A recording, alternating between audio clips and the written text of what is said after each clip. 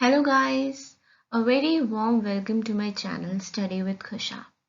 Today we're going to talk about SQL commands. It is basically a cheat sheet for the SQL commands.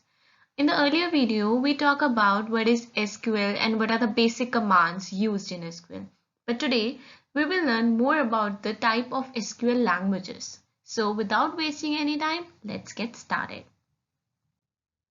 There are different types of SQL languages. There are basically 5 types of SQL languages: DDL, DML, DCL, TCL and DQL, which are the important one.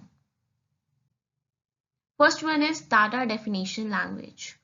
Data Definition Language को हम short form में DDL language भी बोलते हैं.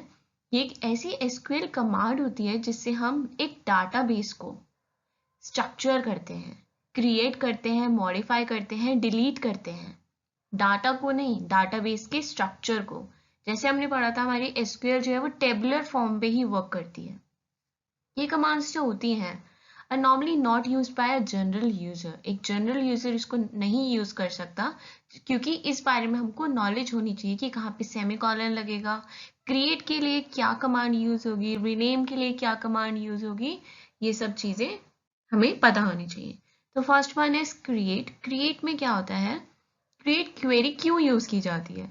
ये एक database को create करने के लिए यूज की जाती है, ऑब्जेक्ट को क्रिएट करने के लिए यूज की जा सकती है. जैसे टेबल हो गया, या हमें व्यू करना है, स्टोर्ड प्रोसीजर्स है, समथिंग लाइक दैट. तो उसके लिए सिंटेक्स यूज किया जाता है. क्या सिंटेक्स होता है एक टेबल को क्रिएट करने का? पहले हम लिखेंगे क्रिएट टेबल, फिर हम लिखेंगे स्टूडेंट. टेबल का कोई भी नाम हो सकता है, उससे हम वहां पे करेंगे. देन उसके बाद हम ब्रैकेट को स्टार्ट करते हैं. वहां पे हमें क्या क्या चीजें चाहिए उसके लिए. अगर हम एक स्टूडेंट के टेबल बना रहे हैं तो उसके लिए हमें बेसिकली क्या चाहिए होता है? पहले हमें रोल नंबर चाहिए होता है. रोल नंबर हमेशा इंटीजर में होता है. मेरी लास्ट वीडियो में आप देख सकते हैं कि इंटीजर, वार्चर, चार, और ये सब चीजें क्यों यूज की जाती हैं और इनका क्या क्या मतलब होता है. फर्स्ट नेम के बीच में जब भी हम स्पेस देंगे तो उसके नीचे हम ऐसे कॉलन सा लगा देते हैं, डैश सा लगा देते हैं नीचे. उसमें जो हमारा फर्स्ट नेम होता है वो हमारा वार्चर में होता है. वार्चर के बाद हमने ब्रैकेट में 20 लिखा है. ये हमने क्यों लिखा है? ताकि हम इस पे डिफाइन कर रहे हैं कि हमारा फर्स्ट नेम जो है वो बिटवीन 20 तक ही होगा, इसके ज्यादा नहीं जाएगा. 0 to 20 के बीच में ही होगा, इससे ज्यादा का नहीं होगा. लास्ट नेम में भी सेम हमने किया, 20 तक होगा. वार्चर हमने इसको दे दिया है, कॉमा लगाया. नेक्स्ट हमने एज एंड मार्क्स देने. एज हमेशा इंटीजर में होगी, नंबर में भी हो सकती है क्योंकि एज कभी कभी भी नेगेटिव नहीं जाती, लेकिन मार्क्स नेगेटिव जा सकते हैं. तो हमने दोनों को ही इंटीजर में ले लिया. It's okay, number and integer हम दोनों में से कुछ भी ले सकते हैं. हमारा नंबर ही इंटीजर होता है. यहाँ पे हमने ब्रैकेट को क्लोज किया एंड सेमीकोलन लगा दिया. ये हमारा जो है वो सिंटेक्स हो गया टेबल को क्रिएट करने का. Second one is alter. What is alter in this SQL command? Alter का मतलब हमें पता चलता है कि किसी भी स्ट्रक्चर को हमें कुछ चेंजेस लाने हैं, मॉडिफाई लाने हैं. एक ऑलरेडी टेबल है आपकी SQL की, लेकिन उसमें आपको चेंजेस लाने हैं, तो हम alter कमांड का यूज करते हैं. alter टेबल के लिए हम टेबल का नाम लिखेंगे. हमें कुछ ऐड करना है तो हम उसमें ऐड कर देते हैं. क्या क्या ऑल्ट्रेशन करनी है, कुछ चीज हमें हटानी है, उसके लिए हम alter कमांड का यूज करते हैं. Then next one is drop command. Drop command एक SQL कमांड होती है DDL कमांड की, जो हमें पता है. ये किस लिए यूज की जाती है? ये एक एग्जिस्टिंग डाटाबेस को डिलीट करने के लिए यूज की जाती है. जैसे हमें एक टेबल को डिलीट करना है. हमारे पास 4 टेबल्स हैं. It can be meal table और फन टेबल, स्टडी टेबल और समथिंग कुकिंग टेबल. हमें कुकिंग टेबल हटानी है तो हम क्या लिख देंगे? Drop table cooking. तो वहां पे वो पूरी कुकिंग की जो टेबल होगी वो डिलीट हो जाएगी. ड्रॉप बेसिकली हम डिलीट के लिए यूज करते हैं. Then truncate. ट्रंकेट कमांड जो होती है वो हमें पता है एसक्यूएल की कमांड होती है. ये यूज की जाती है जब हमें टेबल में से कोई रिकॉर्ड को हटाना होता है. ओके. ड्रॉप कमांड जो होती है पूरी टेबल को हटा देती है. जैसे मेरे पास 4 है, 4 मेरे पास डाटा है. 1 में लिखा है समथिंग ए, 2 में लिखा है बी, 3 में लिखा है सी एंड 4th में लिखा है डी. लेकिन अब मुझे सी का जो डाटा है वो मुझे हटाना है. तो मैं ट्रंक के टेबल का नाम लिखूंगी और जो भी मुझे हटाना होगा, जो भी मुझे रिकॉर्ड हटाना है टेबल में से, वहां मैं उसको वो मेंशन कर दूंगी, तो वहां से वो वाला सिर्फ वो रिकॉर्ड हट जाएगा। जब हमारे पास बहुत ह्यूज अमाउंट में डाटा होता है और हमें ऐसे सर्च करके पूरा डाटा हटाना होता है, तो हम ऐसे सर्च करके नहीं हटाते, हम एसक्यूएल की क्वेरीज रन कर देते हैं। Got it? Then next one is data manipulation language. Now, what is data manipulation language? तो ये भी एक structured query language होती है जो changes लाती है डाटा में। कैसे? हम easily इसको access कर सकते हैं, store कर सकते हैं, modify कर सकते हैं, update कर सकते हैं, even हम delete भी कर सकते हैं किसी भी record को with the use of DML commands. इसमें हमने 4 टाइप की कमांड्स पढ़ी हैं, that is select, delete, update, insert. Select में क्या होता है, इसमें मतलब ये एक बेसिक होती है सिलेक्ट कमांड। तो जब हम select star is for all, select star from table name, कोई भी हमने टेबल का नाम किया लिखा तो पूरी टेबल शो कर देगा। जैसे अभी मैंने बताया था, जैसे हमें टाइम टेबल की टेबल देखनी है तो हमने करा select star from time table, तो पूरी टाइम टेबल को वो शो कर देगा। सेम ऐसी सेकंड एक और एग्जांपल दिया हुआ है, select employ ID, employ salary from employ, employ here is a table name. इधर आपको सिर्फ टेबल नेम दिया हुआ है फर्स्ट वाले में, और सेकंड वाले में आपको फिर एग्जांपल दिया हुआ है कि हाँ टेबल नेम की जगह हमने एम्प्लॉय को यूज कर लिया। Then second one is delete.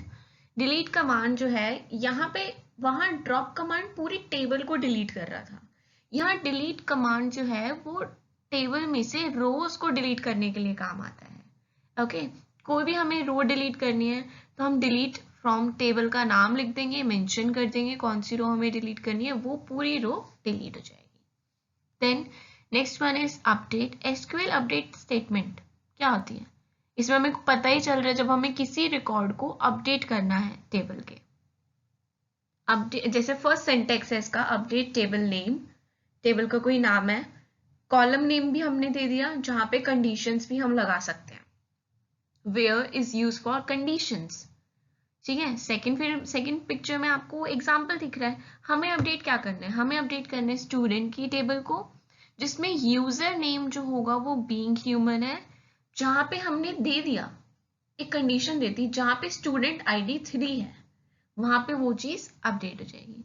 ऐसी करके हम 2-3 क्वेरीज एक साथ भी रन कर सकते हैं। Next one is insert.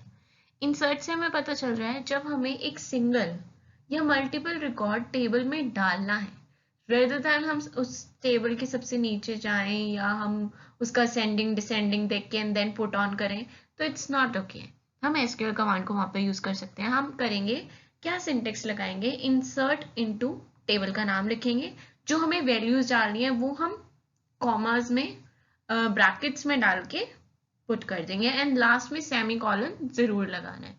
इसमें एसक्यूएल कमांड्स में बेसिक यही होता है, आपने जैसे ही अपनी सिंटेक्स लिखा सबसे लास्ट में सेमी कॉलन होना चाहिए, अदरवाइज वो जो है वो डायलॉग बॉक्स दे देता है कि कोई ना कोई एरर है।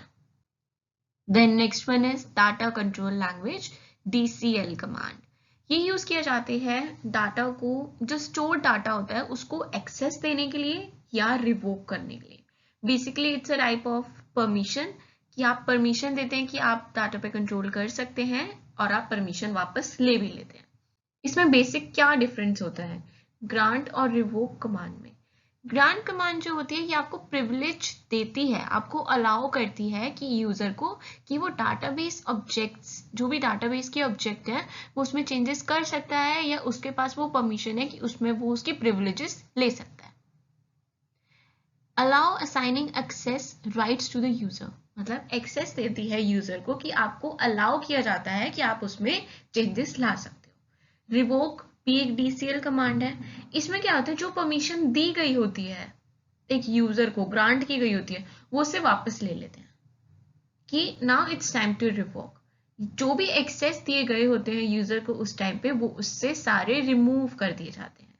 अब उसके पास कोई ऐसा ग्रांट प्रिविलेज नहीं होते कि उसमें वो चेंजेस कर सके। तो DCL कमांड में ये दो चीज मेन है, grant and revoke command. Next one is transaction control command. What is transaction control command?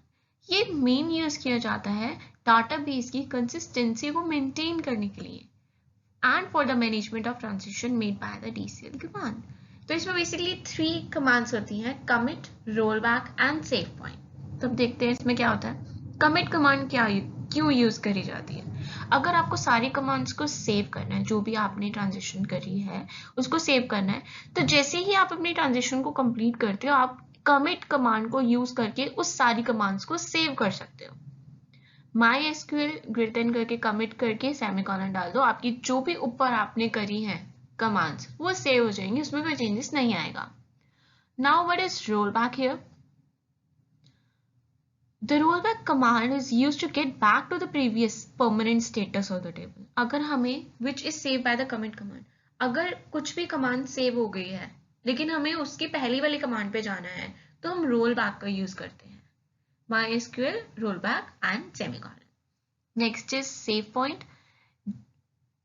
Save point command जो होती है वो रोल बैक कमांड के साथ यूज करी जाती है। उसका आपको सिंटेक्स दिख रहा है, MySQL save point INS and semicolon। तो इससे यहाँ इन्होंने नीचे क्वेरी भी रन कर रखी है।